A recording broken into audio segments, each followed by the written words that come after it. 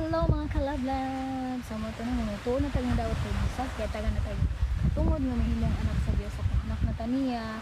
So, ato ng pagabuhaton ang mga will bitaw sa Ginoo para sa atong kinabuhi. So, will ni God nga kita magamit ta sa iyang mga buhaton.